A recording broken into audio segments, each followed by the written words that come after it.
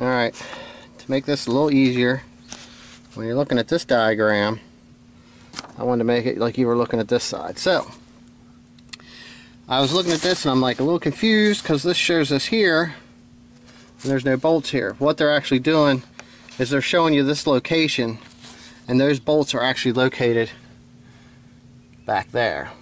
Okay? So when they say these two, they're talking about these two. And then down here it shows two more. So that'll be these two. And these two here that you see through here, they're actually these ones here. And then up across the top it shows these three. So that'll be 1, 2, 3. And then back here, underneath this lever, there is two more located. And it's showing you them in this little box here, which is a separate picture because they have an exploded view. Alright? So we're going to start out with, let me see here, we'll do these 2s and 2s across here, and they're supposed to be 111. Alright, so they're 22 mils. So we're going to get on there with the extension. Like I said, this is going to get us close. You should be able to see that right there.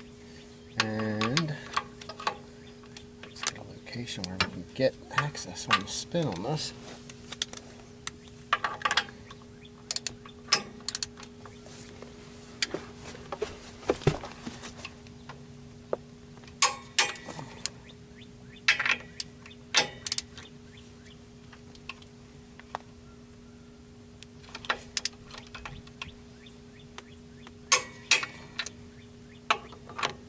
The top one was actually loose.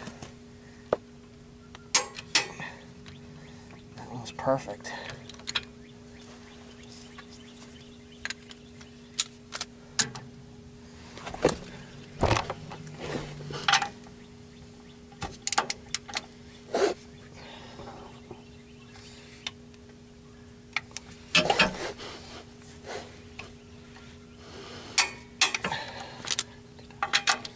Yeah, when you're talking this kind of torque, it takes a lot of strength to get it there.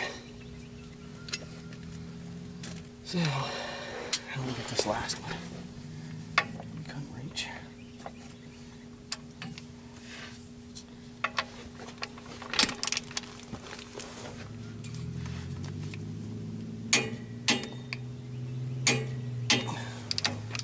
All right. There's the larger ones. Let's get these little smaller ones. They're 17s, and they are number 3s right here, and they are supposed to be tightening torque to 59 foot-pounds. So we'll readjust.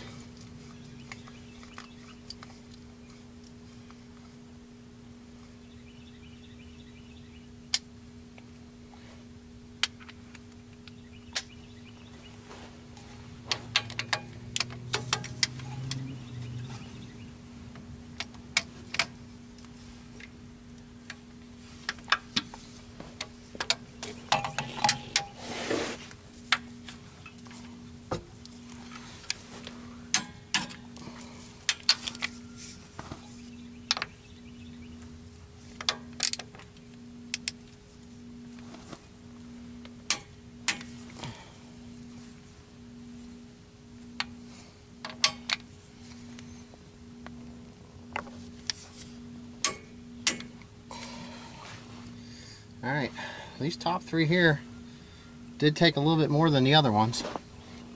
I'm not sure what's involved with having to get into here, but I believe with these right here, just to double check, I'm going to go grab a 17 wrench and just give it a little bit of a tug. Alright, so I'm on this bolt. I just wanted to try to show you here. I got one hand here, and I'm pulling on that and I'm not even moving it. So like I said, this was just to double check. right there. But we can get access to these on the other side. So I'm going to go through and torque all the ones on the other side, and that'll pretty much finish everything out.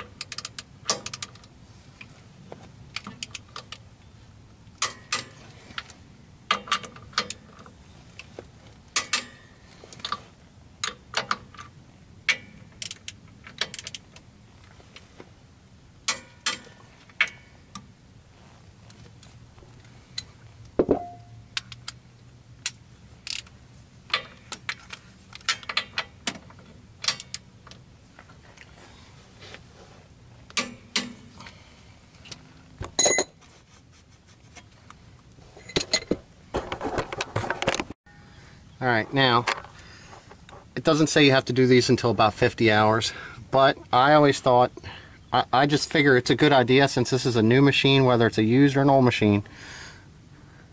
It's new to me, so I'm checking everything out to make sure that there's not going to be any problems or something that I can prevent, whether it's a loose bolt or nut or something like that. So anyways, kind of always want to do a quick review and just like a walk around of your piece of machinery or car or anything. Basically kick the tires, make sure they're good, you know, that type of stuff.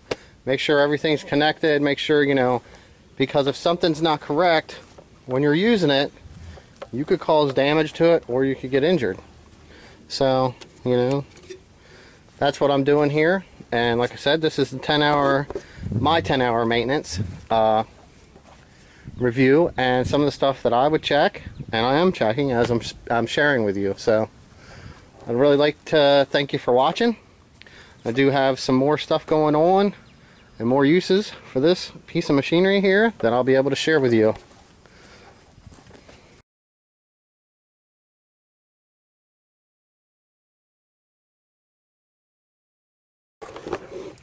Alright, so along with this, I'm making myself my own little checklist right here.